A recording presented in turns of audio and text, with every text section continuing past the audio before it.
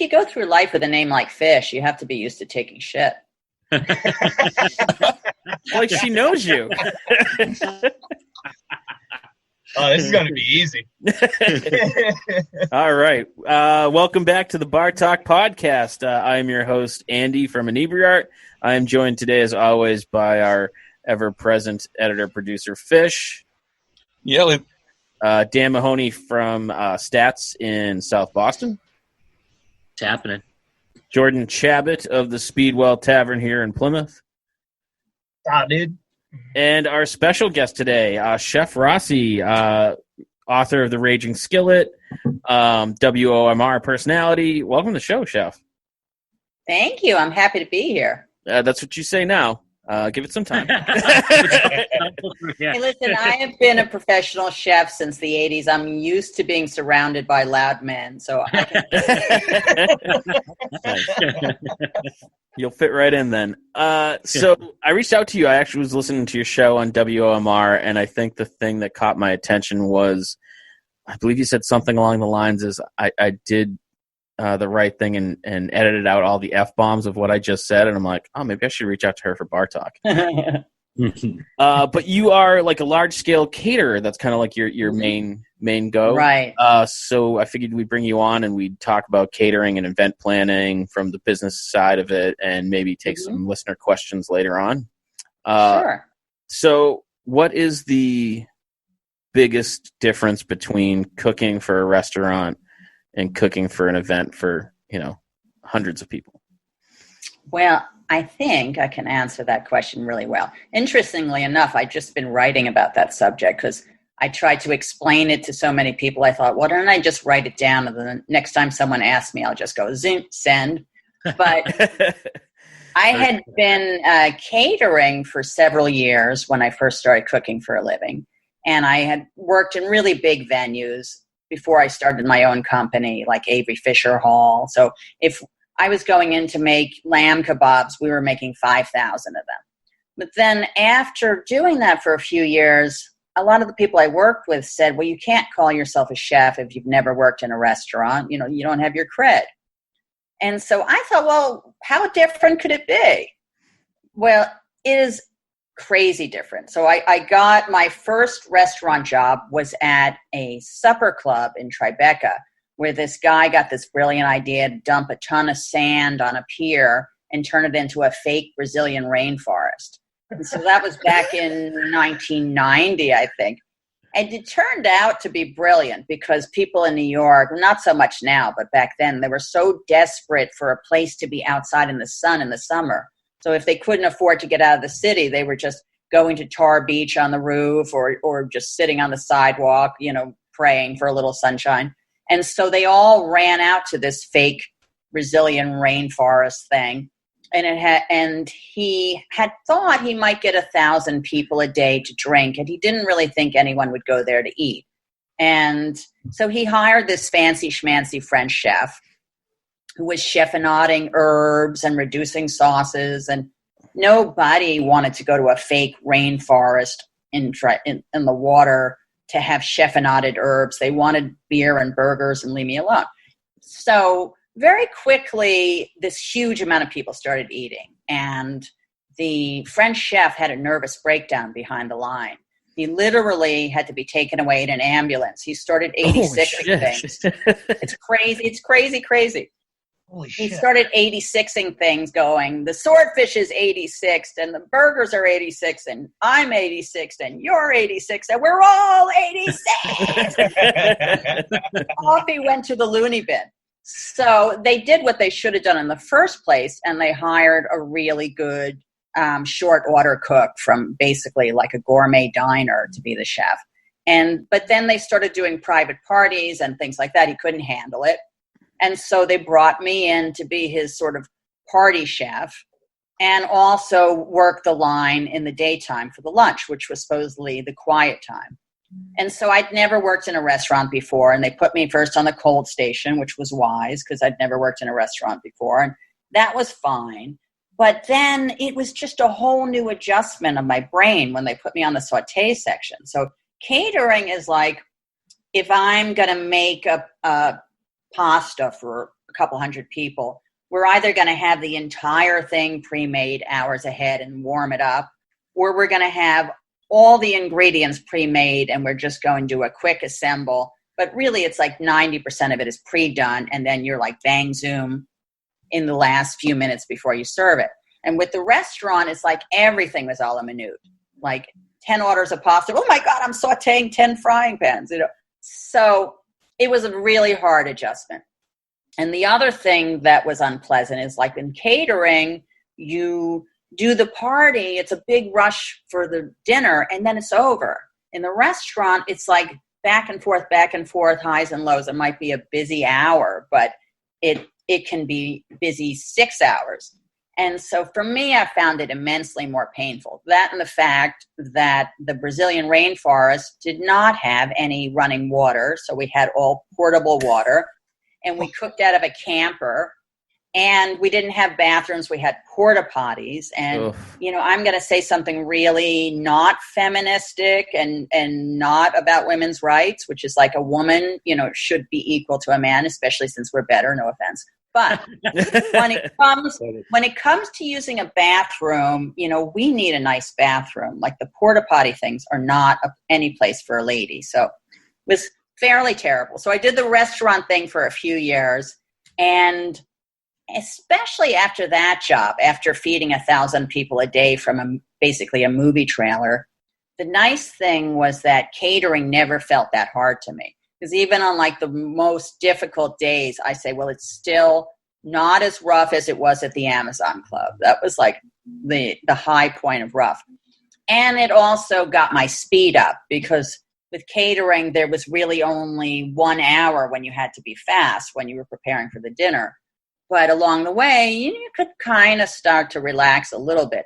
But after that, now it's like I kind of have that energy a little bit all the time.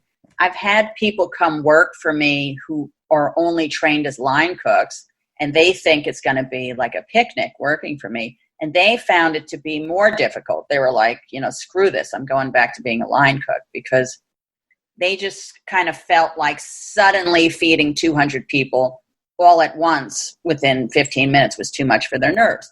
And I feel like that's easier than feeding 200 people back and forth over 5 or 6 hours. So that was a long answer to your question, I suppose.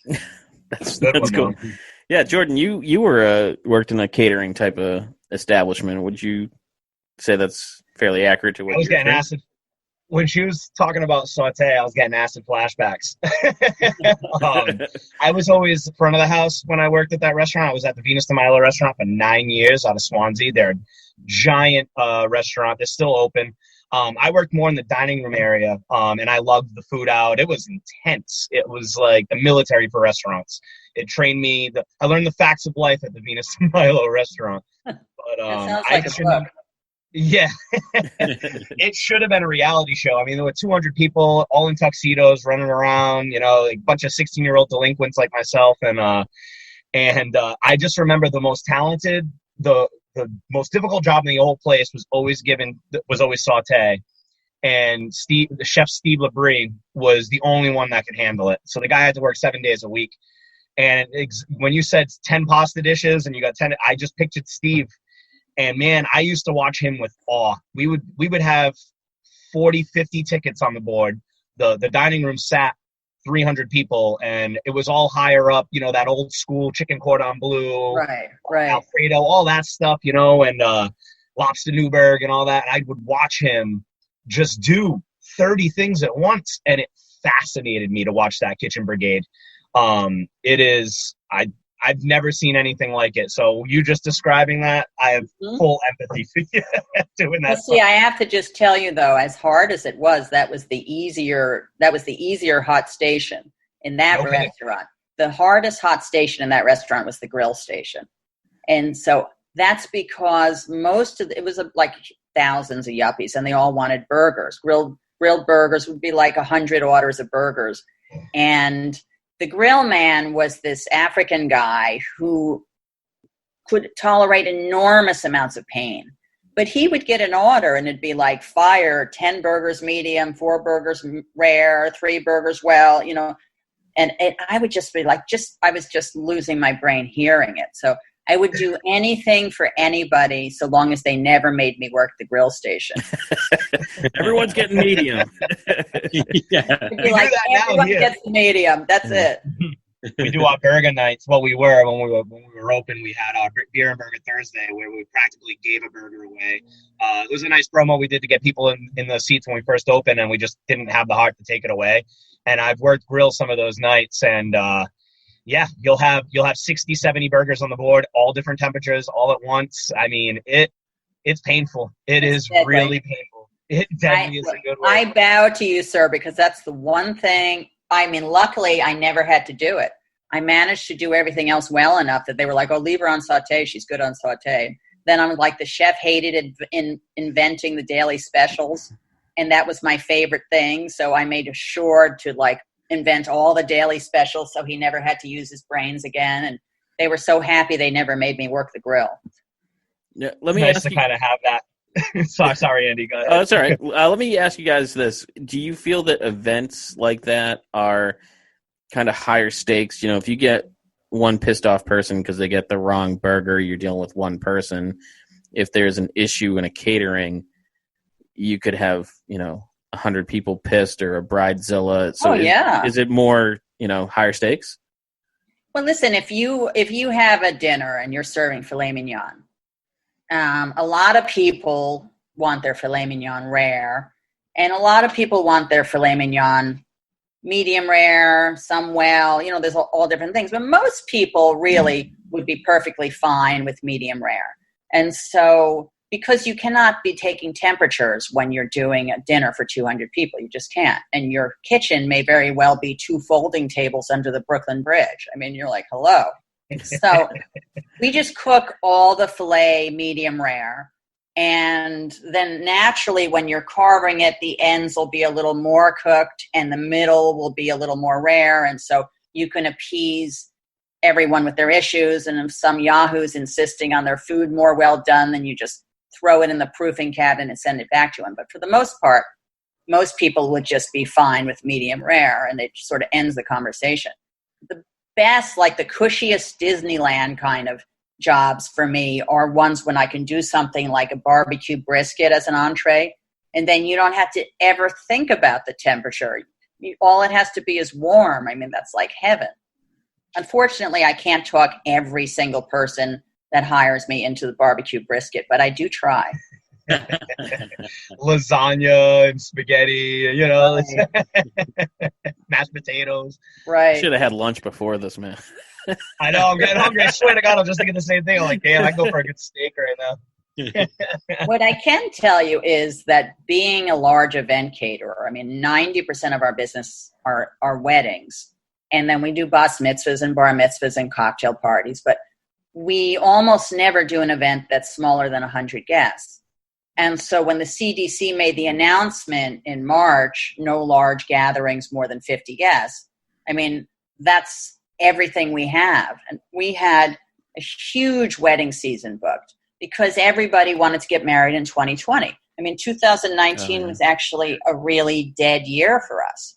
Because if someone was going to get married in September of 2019, they're like, let's wait one more year. We could get married in 2020 and we'll never forget, Oh, I totally crazy. would do that as a guide. Be like, that's a super easy date to remember. right? Exactly. I can't ever forget it. Yeah. But so all of our weddings, one after the other, March, April, May, June, July, I mean, just endless. They all had to cancel. And luckily, most of them postponed as opposed to canceling because they still wanted to get married and they still loved us and loved each other. That was before quarantine, though. Oh, you took it. But so we suddenly wound up like gearing up. We were gearing up for the busiest wedding season we'd ever had. And suddenly it was like kaplooey, just all gone, evaporated. And so it was very surreal. But so basically we lost all of our business. Not lost because most of them postponed, thank God. But what we didn't lose was our enormous overhead. And here we are with this giant commercial kitchen in Manhattan in an expensive neighborhood. And all the bills still have to be paid. So I would go to the kitchen because I live only 12 blocks away. That's like the nicest part of my life, that I can walk to work. And I occasionally have sex. I have a few nice things. So, wow, way to rub it in. Thanks a lot, Chef. It's been a while. So I would go to the kitchen at first to just kind of clean and sanitize and try to figure out what I'm going to do with all the produce that's going to go bad. And then I just started cooking. And I thought, well, everyone's heartbroken. All the catering people, that was before unemployment came in, they were all broke and sad and scared and hungry. And so I started making all these big vats of soup. And then I had two things that everyone at that point in my life in Manhattan needed and wanted. And one was food and the other was toilet paper. So, I would have them come and like, look, I don't have any work for you. All the weddings canceled, but have 6 quarts of soup and 4 rolls of toilet paper and know your mama loves you. Have a nice day. I did the same exact thing with my kids. I swear to God, all my staff went home with 2 rolls of toilet paper and some chicken. See that? Nothing says I love you like toilet paper and chicken. Now, if you've given them 2-ply toilet paper, then you'd be Santa Claus too. Can't afford that. My restaurant's closed. They got the stuff that dissolves as soon as it touches your hand. I know. You look at it too long. So now that things are kind of starting, here they're starting to kind of open back up. I know Jordan just posted a video about potentially having some patio. What the hell is that? Patio space. Chef, are you starting to see like some business come back, or the potential of events? Well, what's happening is the bars and restaurants in New York have been able to do takeout and delivery, which has opened up. That's been going on for a while. And I didn't really comprehend it at first, but basically what we do is after we're done, now the whole cooking for people in need thing is kind of been a big thing, since that March day. But my sous chef and my maitre d' and my favorite waiter, they all come in and everyone works for free, and we cook up all this food and deliver it.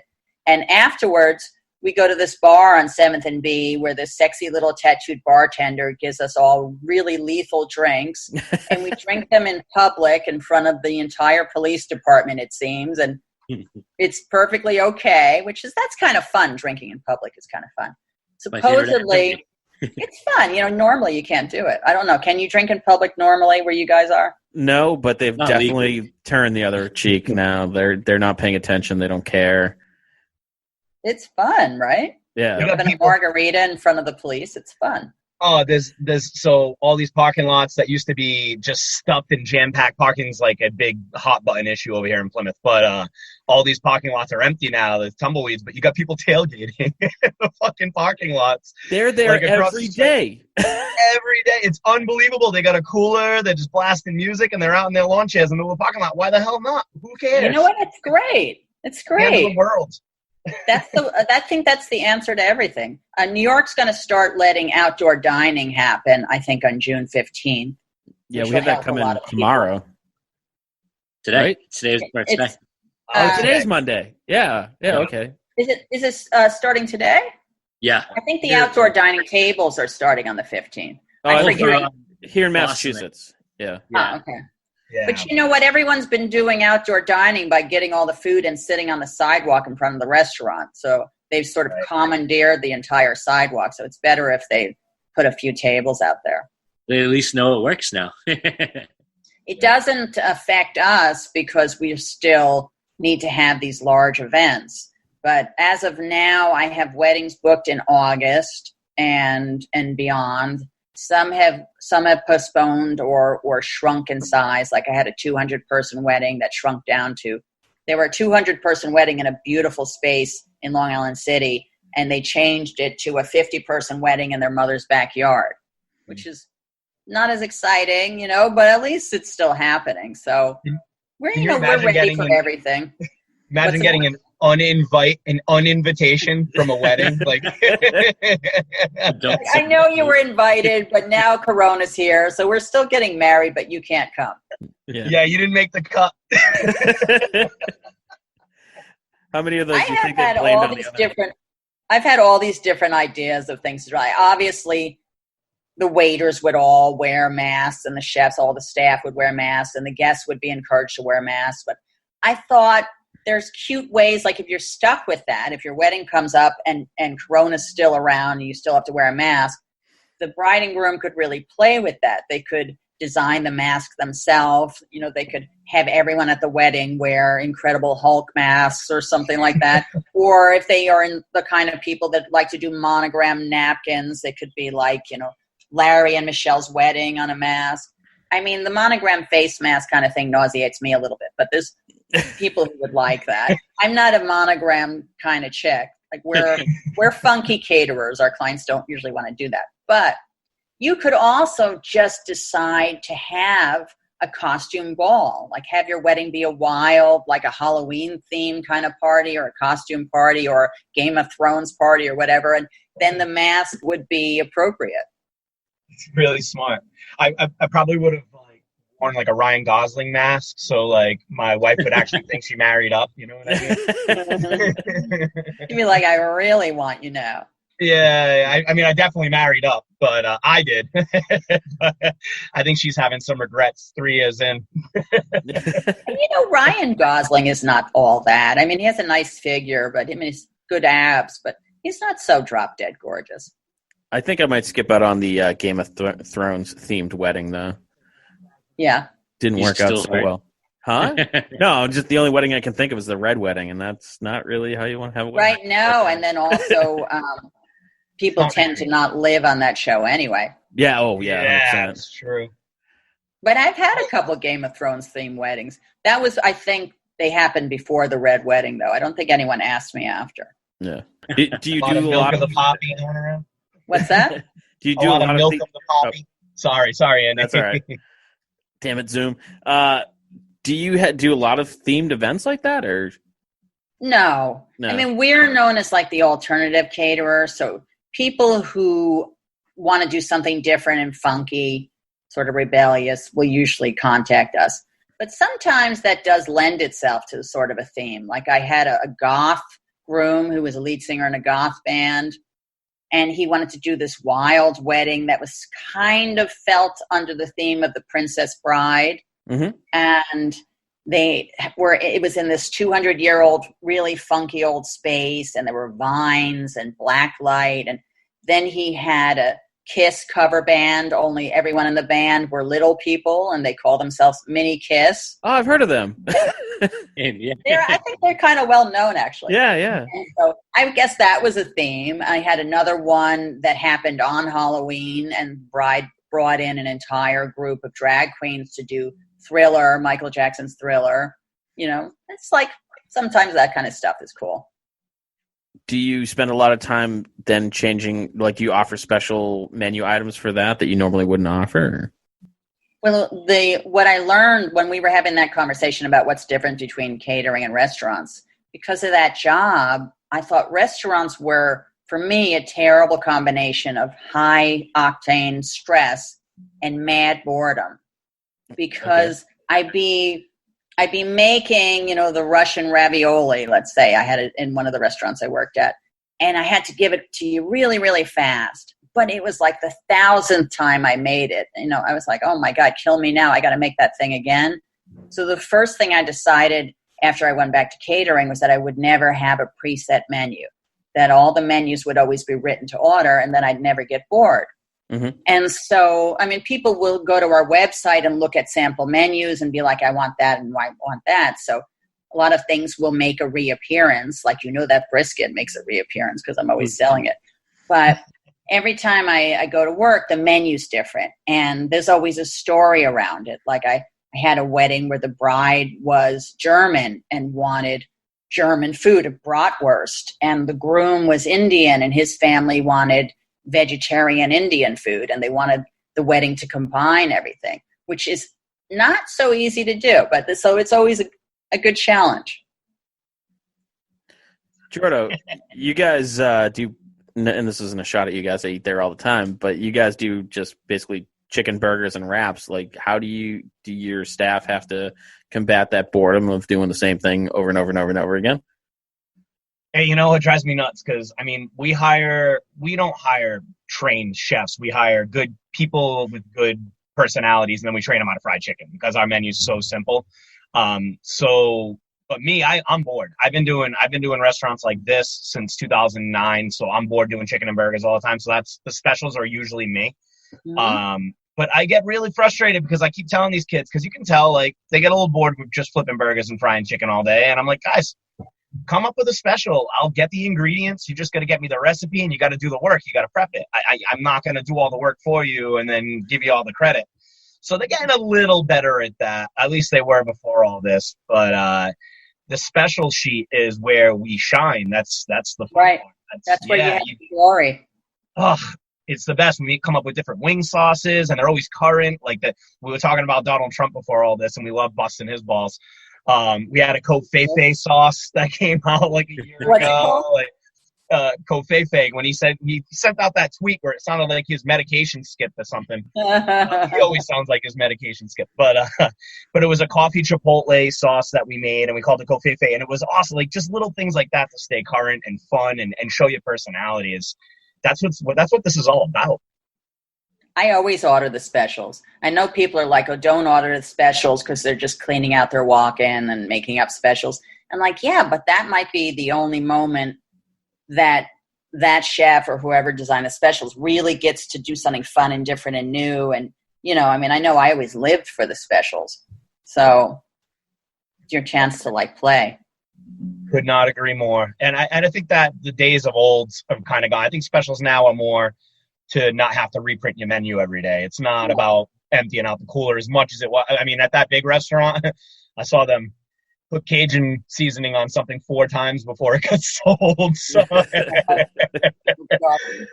I can definitely see that aspect too. But I think specials are more because restaurant goers are so much more educated now because of the Food Network and the internet and follow me for more recipes, hashtag follow me for, that, you have to do something to stay current and fresh on top of your standard stuff. And that's fun to hear it from a catering perspective, because I'm sure with all weddings and events that you do, you see so many personalities.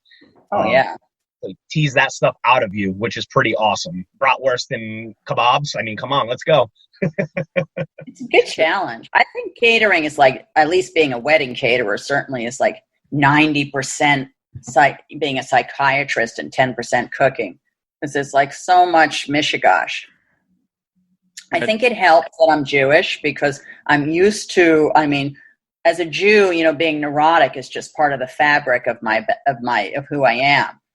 So it'd be a New York Jew, like someone will be like, oh, my mother's very nervous and neurotic. I'm like, bring it on. Now, Dan, I know you don't have quite the cuisine that you used to have at the British Beer Company at Stats. But what do you guys do about specials there? Is it kind of I don't want to say if it's like cleaning out the walk-in, but we don't really do specials too much. Like, we're more like such a bar focus, so it's like in normal times we sell way more booze than we do food, so it's kind of funny. We sell a good amount of food, but like right now we're selling way more food than we do when we're open for normal business. So I don't even think they try to do the specials because they don't want to overwhelm the kitchen more. So it's like always just wings, burgers, sandwiches, stuff like that. Stuff that's like, it's not too complicated for them to make, but it's still good. I could go for that right now. Right? We never record around noon, and like I didn't even think about lunch, and now we're sitting here talking about like delicious food, and I'm like, so damn hungry. I'll clean my kitchen out when we're done with this. I'll be right back. If there was a way to feed people through Zoom or something like that, I could just be like, here. Oh, that'd be amazing. Willy Wonka machine right there. Send those candy bars through. Someday we'll do that. So you said, Chef Rossi, that you were taking this time to kind of feed people kind of in need. Is that one of your regular focuses, that you kind of keep that in mind, or is that just... Since that day, it started because I was really sad, because my beautiful kitchen was just empty and all the staff was gone. And initially I told myself I was going to sanitize it and wipe down everything. But, and I would walk to the kitchen and I would wipe everything down. But then I realized what I was really doing was just kind of petting it, like, Good kitchen. And then when I did the cooking that day with all the soups, it made me feel better, and it made all my people feel better too. And like my sous chef has been bored and lonely and sad, and my maitre d' and our favorite waiters, and so coming in and everyone's working for free, and then they go home with like an arsenal of food. So that's always nice. And we all go drink in public in front of New York police. So that's also nice.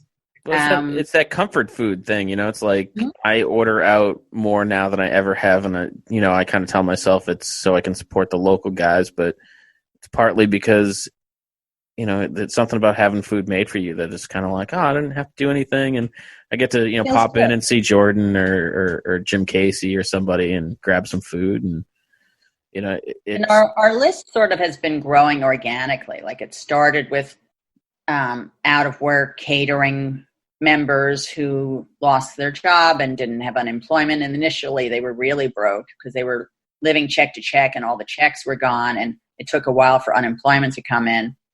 But then it kind of just grew, to a couple of people who were recovering from cancer and couldn't leave their home, and someone who was recovering from an accident and couldn't leave their home, because you really cannot catch corona if you're recovering from an accident or cancer. I mean, you're going to be done for. And it's just been kind of great. And so, for some people, the food is the best part, but for some people, it's just having us come to their home and seeing our face and having a little human contact has been kind of amazing for them too. So it's all been just a great feeling thing. I think it's kind of starting to wind down now because people are now mostly on unemployment and mostly starting to try to get everything going and whatever they're doing. But we're going to do it just a little longer and then see what happens. It's been good though. And it's all been this kind of lovey-dovey comfort food. Like, do I think someone wants some snotty-ass French food? No. I think they want a big quart of Jewish chicken soup or beef goulash or bolognese, or we've been doing lots of tagines and curries, and it's just great. Funny, I was just talking to friends of the show. There's a French bistro in town that's relatively new, a couple of years old. And they're very, when they're open in full bore, it's a high end, come in for $100 steak. You know what I mean? They're great people, Jim and Heather Casey. But I just talked to Heather right before this podcast, and she said the same thing. She's like, nobody wants that shit. We're going to open. We're going to be a coffee shop. We're going to make homemade awesome pastries. We're going to make sandwiches, deli stuff, and simplify it. And that's what people want right now is comfort. And they want it in their food. They want it in their life. They want it in everything. So you got to give people what they want. I'm excited for them. And I'm really, they're both very talented chefs, but we all know, like, chefs don't eat what they cook. They, so it's funny to see. It's going to be cool to see them cook stuff that they want to eat, and also it be a little bit more in their wheelhouse during this pandemic, That's true. It's interesting you say that, actually. I would say that I didn't think about it till now, but probably all the food I've been cooking, it's been things I feel like eating. See, I'm like, I could really go for just some Hungarian beef goulash. I'm going to make some Hungarian beef goulash. Why not, right? Some people. My wife and I are doing beef tacos tonight. Like, I try to bring stuff home for people. I try to keep it special. I'm trying to learn when I cook too, and you try to expand and experiment. And like you said, it's exciting to do specials, so it challenges you. But during this, I'm just like, I just want something that's going to make me feel good, And beef tacos tonight, gangsta style. And you mentioned like people not wanting like that $100 steak. I don't think when things start to open up, they want that 2 hours sitting at a table. They want to kind of eat and see the people they want to see, and then kind of get back in their relative safety. And I think the restaurants want that too. They don't want, because like I joked, everything's opening up again. I'm like, but I have to make it a point to. It's not like I can stroll down to Speedwell and pull up a bar stool and just see who's ever is going to be there. It's like I have to make schedule, be like, who's going to be there, because I can't call Jim Casey and be like, I'll take a reservation for a table of one. Right. Right. That's a great point. You want to support, but you almost feel guilty, like you have to bring a crew, Right. Yeah. I have to bring a group of people or no one. So it's going to be a weird time. Because someone would have to be 6 feet from you. So if you're going to take a whole table. Right. and you're discouraged from being in large groups, but at the same time, you feel guilty for not being in one when you go back to a restaurant. Oh, So yeah. it's like, what the fuck am I supposed to do? I just went through the park yesterday because it's such a beautiful day. I walked through Tompkins Square Park, and there were hundreds of 20-something-year-old people who were all without masks, all hoarded together, sunbathing like the pandemic had never happened. And I'm like, oh, Lord, please, can't you behave yourself for just a minute? We finally got our numbers down. Please, Lord, behave yourself. It kind of seems like everyone under the age of 25 has just said, forget it. We're just done with it and we're going to have fun. And the only people who are behaving themselves are people who are a little older. And maybe that's because we figure we're going to croak if we catch it. So we got to behave ourselves. I feel like it's a little different. As soon as the weather's getting nice, I figure it's just going to be all rules out the window. People will be outside strolling around like, who cares? See, I feel around here it's been a little more, not necessarily an age more, and I hate to be like divisive, but I feel like when I see someone kind of stroll into a business without a mask, I can be like, I know how you vote. Yeah, I can agree. Just our simultaneous like we both know. You want me to spell it out? If you're a buffoon walking around carrying a gun and not wearing a mask and looking for anarchy and trouble, there's a good chance you want to vote for Trump. And if you're a decent person who's wearing your mask and doesn't want to shoot anyone today or cause too much trouble, and there's a good chance you're not voting for Trump. Right. And it's I will not be overgoverned crowd. We had this situation in town, and it's like it's going through the whole country where the same people who are like, you're not making me wear a mask, blah, blah, blah, blah, blah, and this virus is all materialized and it's made up and it's not even blah, blah, blah, blah, blah. They're overblowing it. The same people complaining about the protests for Black Lives Matter. And it's just the most giant contradiction and just really shows some true colors. They're the same people that don't follow the arrows in the grocery store and probably don't put their shopping carriages back when they're done, which are the worst people on the freaking planet. They definitely don't put their carts back. Before we get too political, do you guys want to take some listener questions?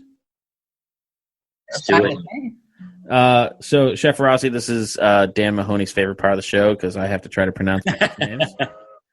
And so if I start saying Smith, it's just because I've given up. And this one is from, God damn it, Katie Hunul.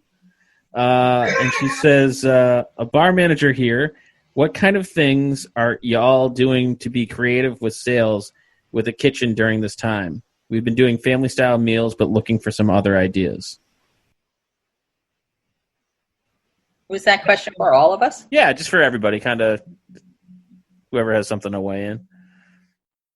I've been noticing people doing meal kits, which is pretty smart. And with the addition of being able to sell cocktail mixes to go and beer and wine to go over in Massachusetts. I've found that I haven't done it personally, but I have a Mexican place called Su Casa across the street, and they're doing like build your own taco family night kit, and like it comes with its own. It's like Blue Apron or Hello Fresh, but you're getting it direct from a restaurant. So I've been pretty encouraged by that. I think that's pretty cool for people, and I wonder if they still do it. Probably not, but I wonder if they'll still do it after all this is said and done. That's been pretty cool.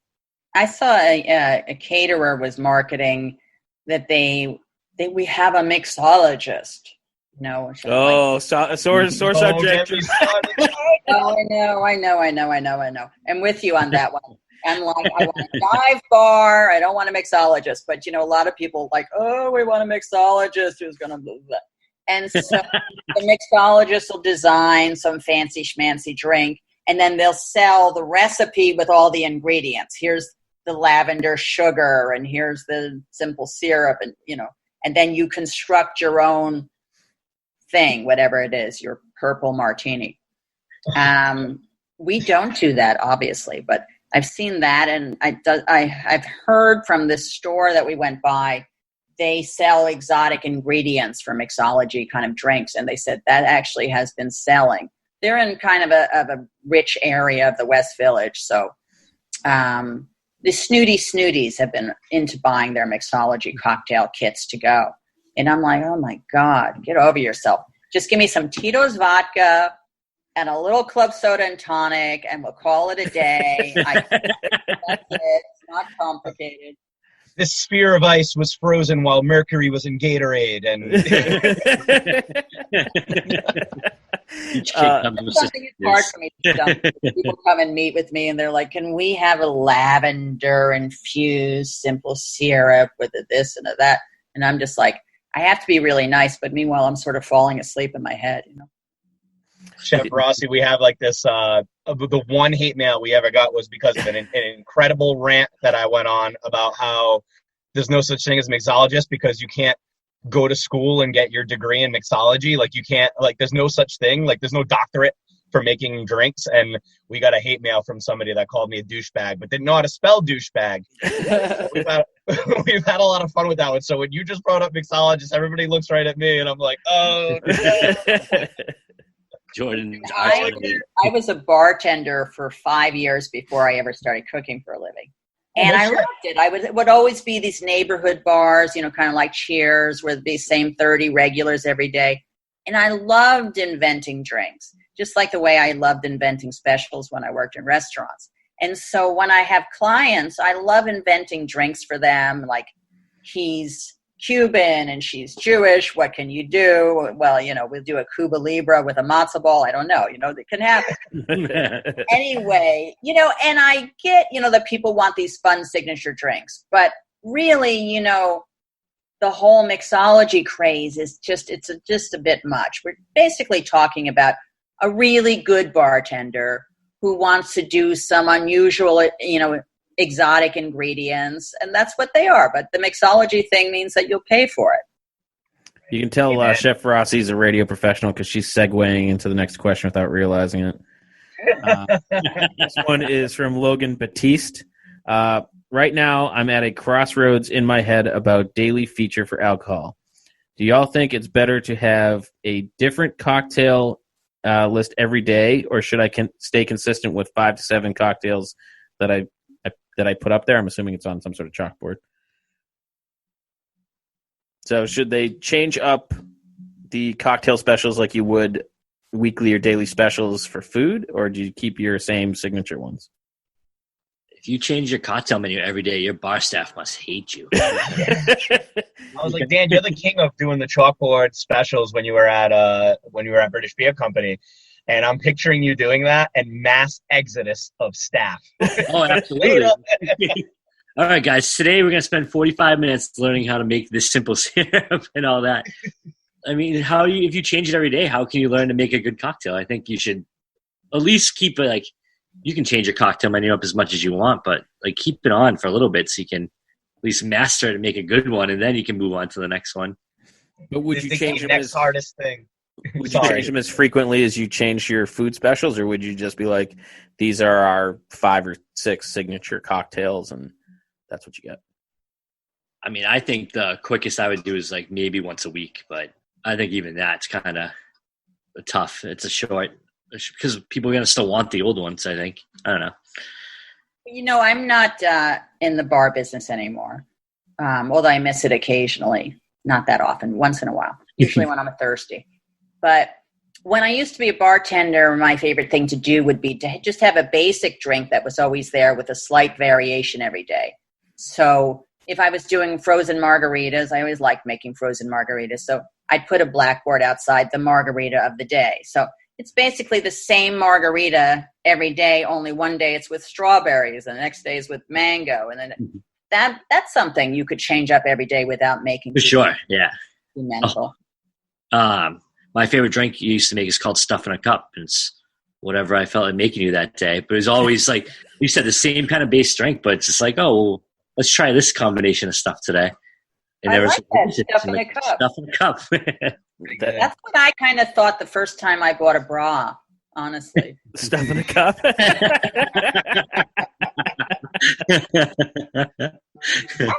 in a cup!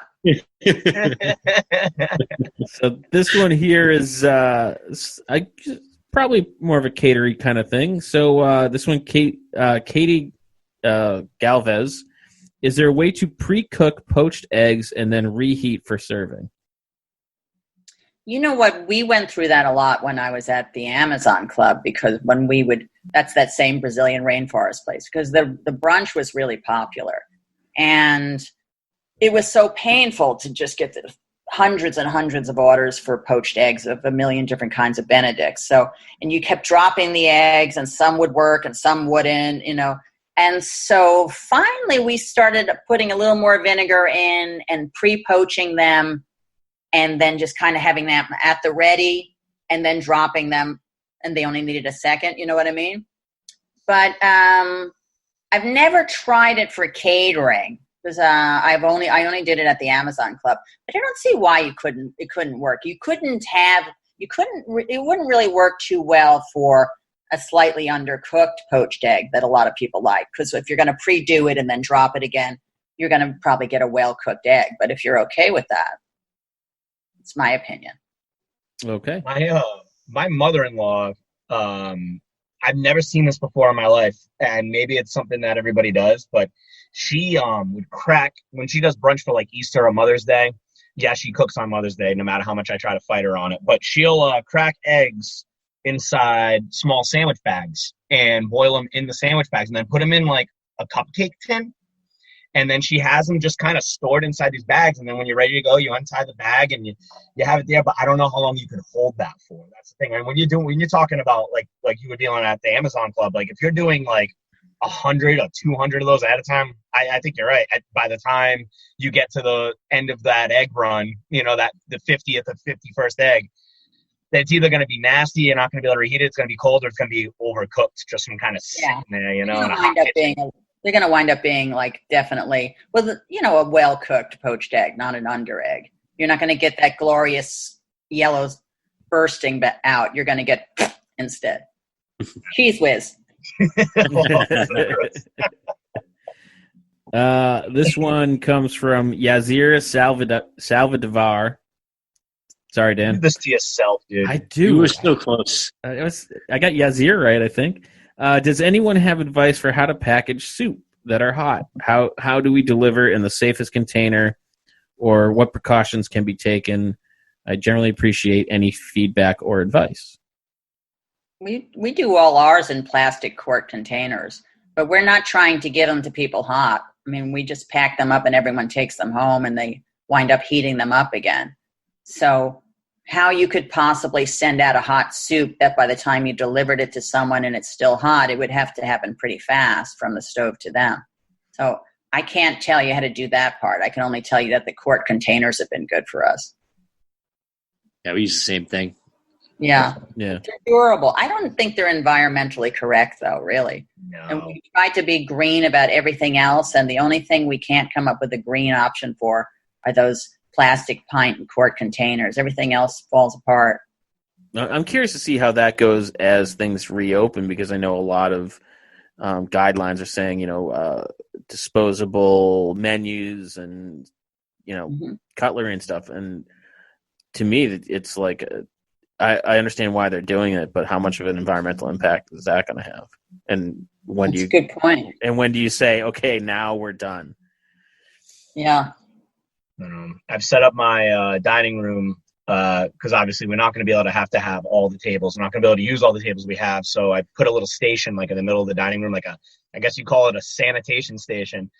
But everything's disposable. I mean, we've gone from, you know, pouring our own ketchup into bottles and to ketchup packets. We've got a paper towel dispenser that usually goes in a bathroom sitting in the middle of the dining room now, so we can wipe down tables with that instead of towels. And you know, everything is, all the silverware is going to be disposable. And like, that is in the back of my mind. Not only is it environmentally unfriendly, but it's a cost because I'm not recycling my silverware anymore. So when I'm at my most vulnerable, now I'm going to have this excruciating cost for disposables.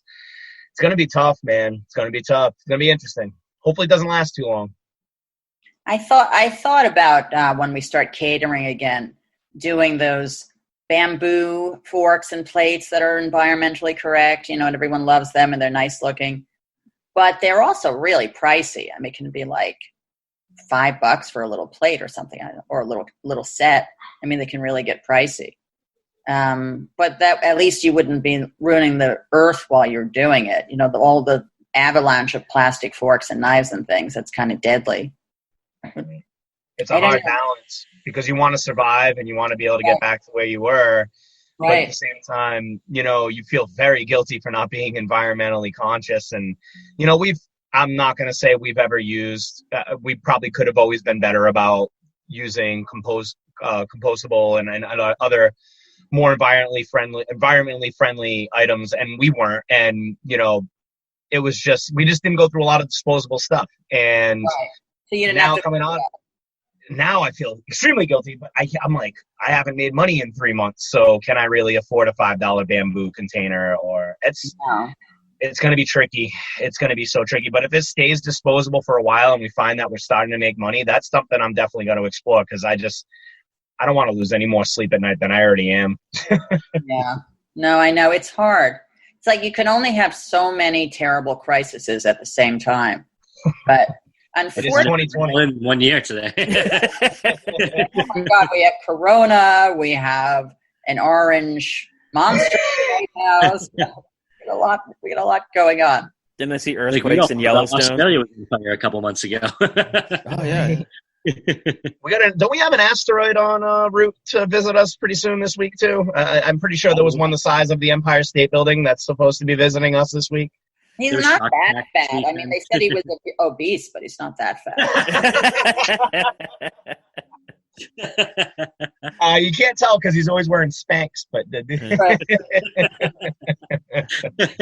And what is the deal? I just got to interrupt and ask you guys a question. Can someone explain to me that weird orange look with the white eyes? I mean, is that from a spray-on tan? Is that how that happened? I saw that watching the news the other day, and I was like, did someone just mess up his makeup or something like that? Really horrible. His ears are the color of mine, and his eyelids are white, but everything else is bright orange. I saw an article that was talking about some of his housekeepers, I guess, that were talking about what he was like to work for, and one of the things they were talking about is what they had to lay out for him in the morning, and it was so weird. It was like a container and a half of Tic Tacs and a container of bronzer. He carries on him rub-on tanning lotion or whatever the hell it is.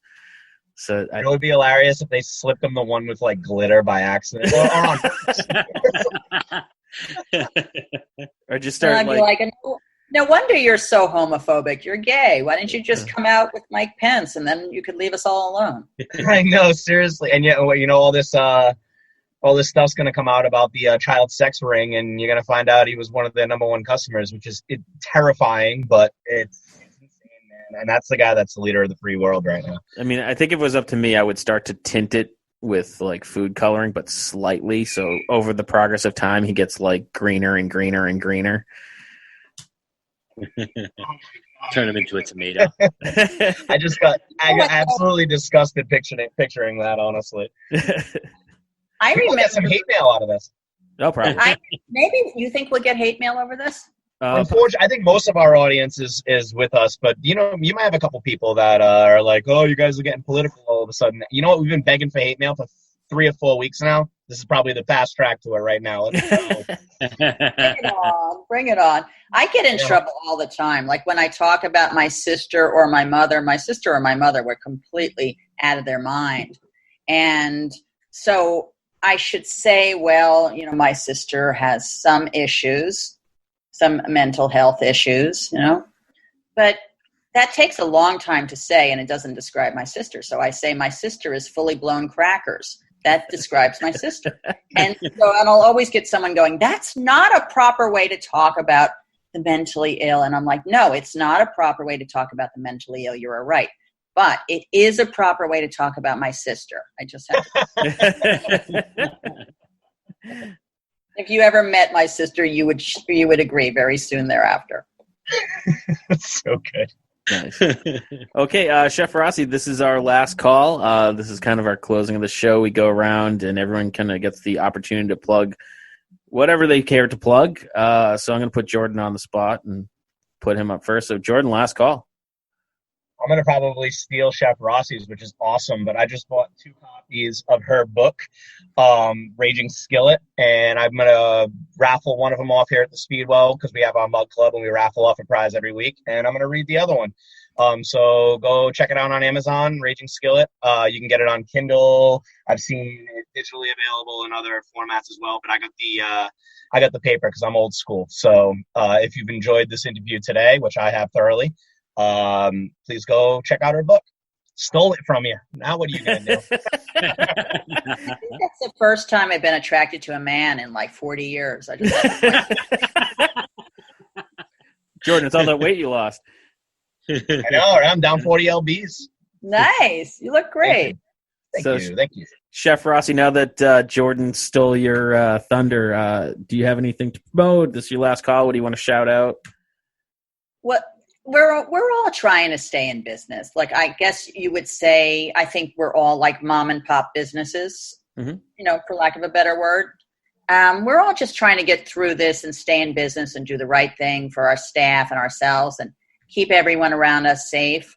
But it can't just be about survival. I mean, if everything was just about survival right now, then people really would be out with guns shooting everyone and just taking what they want. It would be like a Mad Max movie. It's got to be that we went through everything we've been going through with this corona pandemic and came out with something better about us on the other side.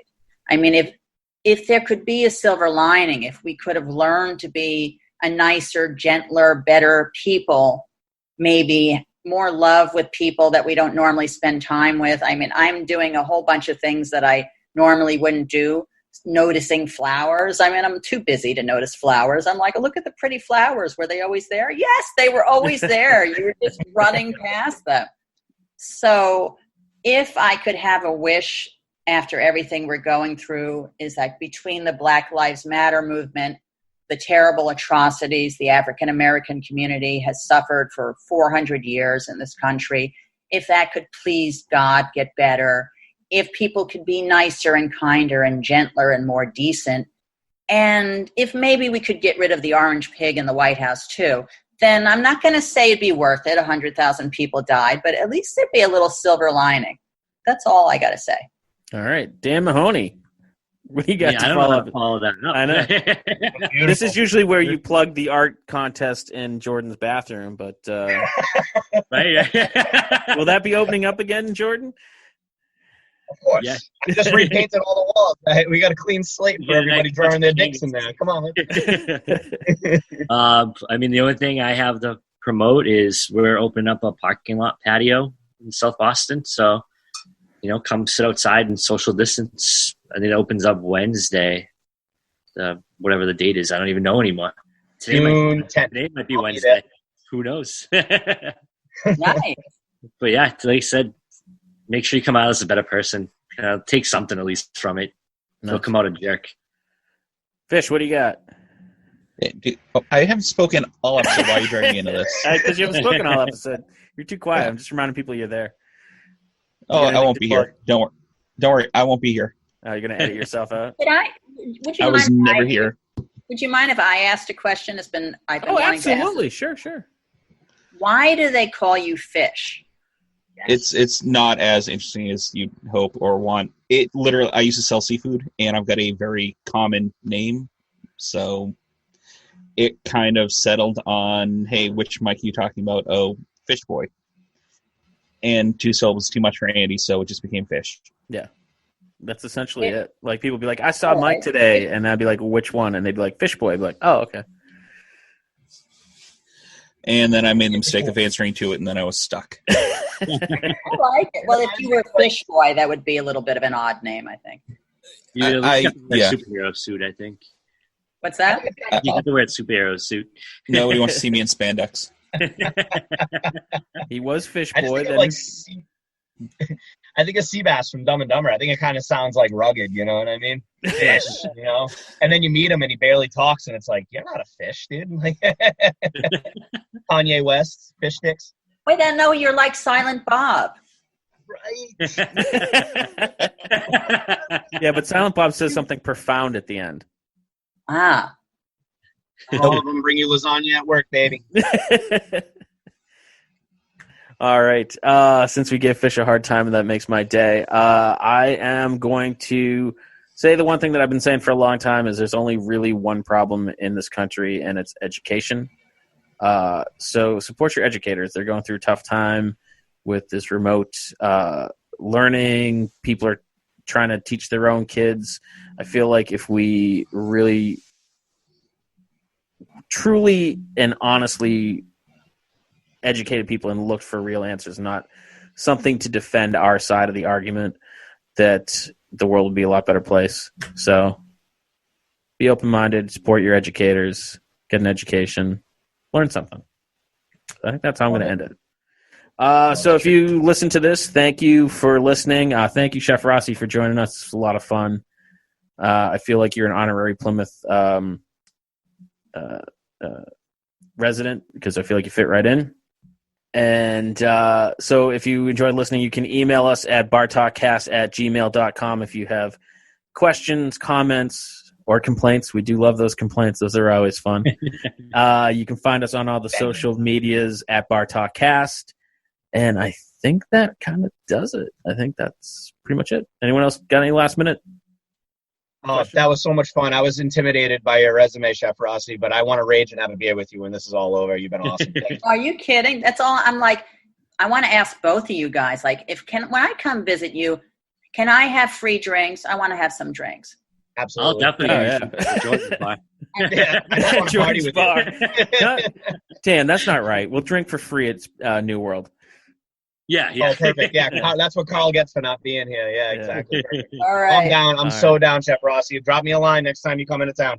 Oh, definitely. I'm going to be in Provincetown in July, so that's kind of on the way. It absolutely is. Let's go. So awesome. We'll see you then, and hopefully we'll see our listeners back in restaurants real soon. Thanks again. Thank you, guys. Thank you. Rock on. Thanks for listening to the podcast. You can find us on all social medias at Inebriart, except for Instagram, we're at Inebriart6. You can email us with your questions, complaints, and whatnot at inebriart@yahoo.com. And if you're looking for more podcasts, you can check out the other podcasts on our network, Retro Redoctopus, America's Hometown Horror, and, of course, Bar Talk, Old Colony, and Inebriart Podcast, the original. So check those out and subscribe and comment so we can reach more people. And thanks for listening.